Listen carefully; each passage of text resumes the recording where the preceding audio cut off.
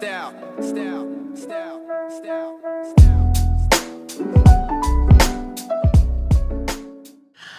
guys, welcome back to another video. My name's Liv or Olivia and this is Wags of Wonder, all dog related things. I'm really happy you're here and come join us on the sit down video with me and Henry down here right by my side. My dog's name is Henry and he's a service dog in training right now. In today's video, I thought to go over about 10 misconceptions about having a service dog. I have them all written on here on my laptop, so if you see me looking here, that's why. If you're new here, welcome. If you want to, go ahead and hit that subscribe button down below or leave a like. It really does help me out, and let's get right to the video. All right, here are several misconceptions about having service dogs that can lead to misunderstandings or unrealistic expectations you may have over your dog. Number 1. Service dogs are the same as therapy dogs or ESAs. This is not true. Many people confuse service dogs with therapy dogs or emotional support animals, but they serve different purposes. Service dogs are task trained to mitigate a disability, while therapy dogs offer comfort in various settings. And while this is also the case, ESAs provide emotional support but aren't trained for tasks. Also, ESAs are what help people get into non-pet friendly places like apartments, like where I live. Henry, I registered him as an ESA, but now I am training him to be my service dog. So just know that when you're having this sort of knowledge, it's important to know the distinction, because I have run into many people who say their emotional support animals are service dogs, but they're not task trained to mitigate anything for them. So just understand that there is a difference. Number 2, service dogs are just for disabilities. That is not true. Service dogs are often associated with physical disabilities like mobile issues, and they can assist individuals with getting to who are blind or those sort of things.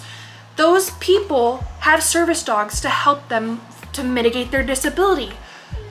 But there are also service dogs that are used for psychiatric needs, medical alert needs, and much more.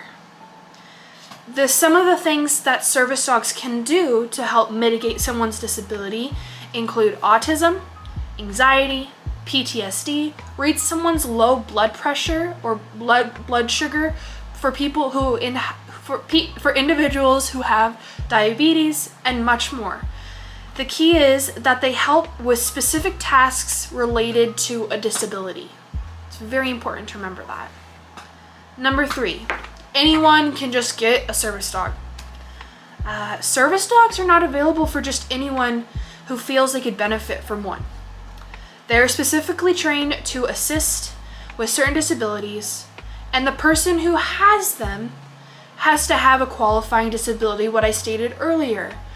No one can just get a service dog if they feel like it so that they can just take it out wherever they want to. That's not true. Having a service dog, it needs to be task trained to mitigate something. Like for myself, Henry is a multi-purpose service dog, so he's going to be used for medical alert and psychiatric needs. Henry is task trained currently to do DPT, which is when I lay down, he goes over me and puts pressure to calm my parasympathetic nervous system when I'm anxious. Henry also stops panic attacks from me happening. And those are just 2 of the things that my service dog is trained that helps lower the amount of panic attacks I have and helps me to become back on baseline when I'm out in the community with other people or if I'm having too much anxiety. So anyone just can get a service dog. That's not true.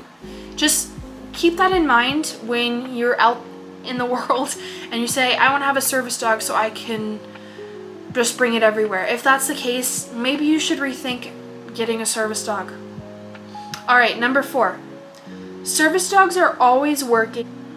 When a service dog is working, let's say in public places, assisting with the handler or being out there, it's important not to distract them. The 4 things, what was the first one? Okay, no photos, that's important. Why? Because people who are training and doing their training with their dog out in the community, it's distracting. It doesn't help the handler focus on their dog to help them learn the tasks that they need to learn to help their handler. 2, no touching them. That is distracting them. That can prevent someone who's having an episode, prevent their dog from doing a task for them. That's another one.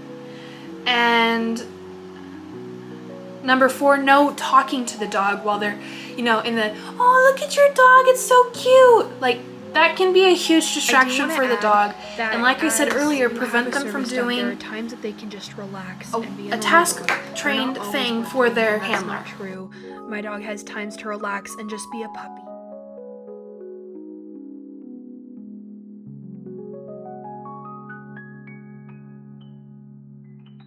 Service dogs only work in public places. Okay, service dogs work everywhere. They can work in your home, they can work at a grocery store, they can work on an airplane. Service dogs often get misconceived as they're only helping their handler out in the community, and that's not the case. Many of my friends have service dogs that when they take them home, they do task work for their handler when they're doing their daily routine, their hygiene, or whatever. They're always working. But they also get to be a pet, which I'll get into that later. All right. Number 6, service dogs don't need socialization or training after they're placed.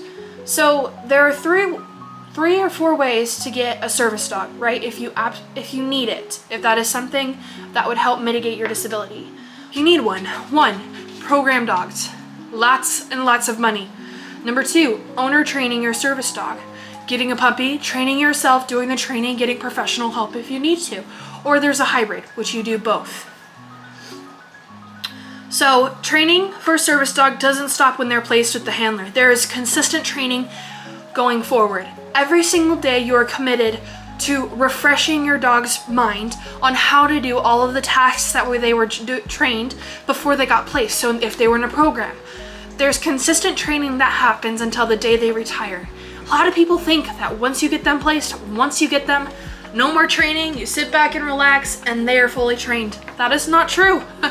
Every day. Maybe there's days that you take breaks, that's fine. But at least if you're being consistent and patient with your dog, especially when you get them, because they need time to adjust to you and be comfortable with you. Once you get them, you're constantly going to be training. Ongoing training and socialization is vital after getting your dog. Reinforcements are essential for maintaining the skills that your dog has learned when it was in the program or if someone else was training your dog for you. That is vital so that they know that this type of work they do for you is in every single situation in life for them. Number 7, all service dogs are large breeds. That is not true. While some service dogs are large breeds, small dogs, let's just say for example like a Shih Tzu, they can be trained to do scent work on their handler for an individual who has POTS. So small and big dogs can do the same thing. Although it may be harder for a smaller breed to do DPT or those sort of things, they can still provide that pressure, but maybe not as much as a large breed dog can do. All right, number 8, service dogs can perform any task you ask them to. That's not true. Service dogs are limited. Remember, they have paws, they can't grab things, service dogs are trained to perform specific tasks related to their handler's disability. They're not a jack of all trades, if that makes sense. So just remember that you can train them as much as you want in different sort of things, but there is a limit. So just keep that in mind. Number 9, people with service dogs don't have other help or support. So a service dog is not a replacement for other forms of support, such as your therapy, your medical care, or the assistance for family members. They're just another medical device that helps to mitigate the huge aspect of what your disability is. So just remember, they're not going to fix everything. They're not going to make everything perfect. There's going to be things that your service dog cannot do, petting my dog down here.